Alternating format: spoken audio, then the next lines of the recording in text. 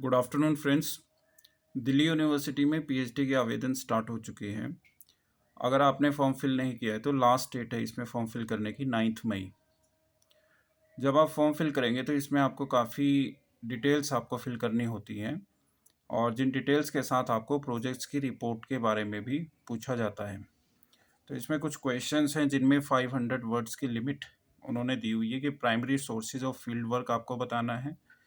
आपका रिसर्च की जो करेंगे आप उसमें प्रपोज्ड मेथोडोलॉजी आपकी क्या रहेगी और प्रपोज्ड रिसर्च क्वेश्चंस क्या रहेंगे। आपके 5 क्वेश्चंस का हवाला आपको देना है यहाँ पे और डिस्क्रिप्शन देना है आपको रिसर्च प्रोजेक्ट का। और अगर आपके पास कोई पास्ट एक्सपीरियंस है तो वो भी आपको फिल करना है। इसके साथ साथ एक कॉलम आता है फेलोशिप अमाउंट का कि आप फेलोशिप अमाउंट का जो कॉलम है वो भी आपको फिल करना रहेगा कि आप कितनी जो है फेलोशिप चाहते हैं।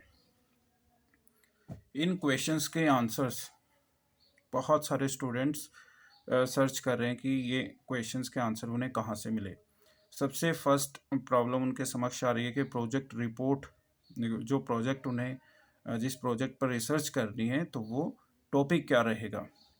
जैसे इकोनॉमिक्स के सब्जेक्ट्स की अगर हम बात करें तो उसमें काफ़ी सारे टॉपिक्स होते हैं और अभी स्टूडेंट्स को ये नहीं पता है कि कौन सा टॉपिक डिमांड में है, तो वो किस टॉपिक को लेकर के अपना जो प्रोजेक्ट है वो बनाए।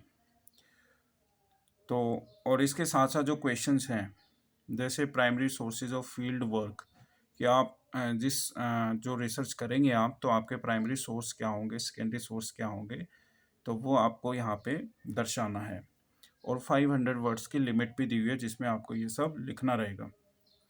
फिर है इसमें डिस्क्रिप्शन आपको देना है जो टॉपिक आप चूज़ करेंगे। लेट्स सपोज कि आप एक टॉपिक चूज़ करते हैं अनएम्प्लॉयमेंट अमंग इंडियन यूथ।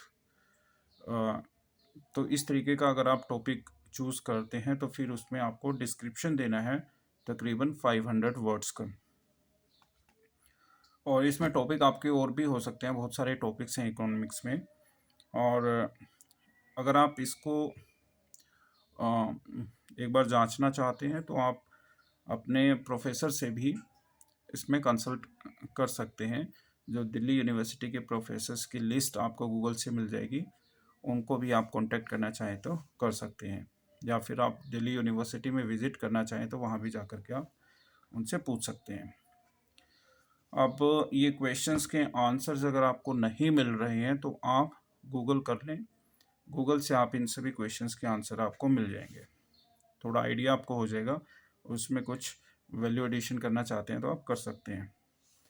और ये टॉपिक चूज़ करने में बहुत सारे स्टूडेंट्स को दिक्कत आ रही है कि रिसर्च के लिए वो क्या टॉपिक चूज़ करें, क्या ये टॉपिक जो है यूनिवर्सिटी एक्सेप्ट करेगी या नहीं करेगी। और इंटरव्यू में आपको एक अपना रिसर्च प्रपोजल जो है सबमिट करना होता है। और ये जो आपका फॉर्म फिल कर रहे हैं आप, इस फॉर्म की डिटेल्स जो है इसके साथ साथ आपके प्रोजेक्ट्स, जिस प्रोजेक्ट में आप रिसर्च करेंगे तो वो डिटेल्स भी आपकी जो है यूनिवर्सिटी के पास जाएगी और उसके बाद जो है आपको इंटरव्यू कॉल आएगी और फिर आपका इंटरव्यू होगा। और इसमें आप एक बार देख लें कि सीट्स कितनी हैं। दिल्ली यूनिवर्सिटी में जो सीट हैं डिफरेंट सब्जेक्ट्स की अराउंड 1100 के आसपास हैं, तकरीबन 53 के आसपास सब्जेक्ट्स होंगे। तो आप देख लें कि आपके विषय में कितनी सीट्स किस कैटेगरी में हैं। जैसे इकोनॉमिक्स की हम बात करें तो जनरल कैटेगरी में 2 सीट हैं, ओबीसी में 1 सीट है, एससी एसटी में 1 सीट है और 1 सीट और है। टोटल 7 सीट्स हैं इकोनॉमिक्स में। तो इसी तरीके से अलग अलग जो विषय हैं उनमें सीट की संख्या जो है अलग अलग होगी। और भी अगर आपका कोई डाउट आता है तो कमेंट सेक्शन में ज़रूर शेयर करें। Thank you.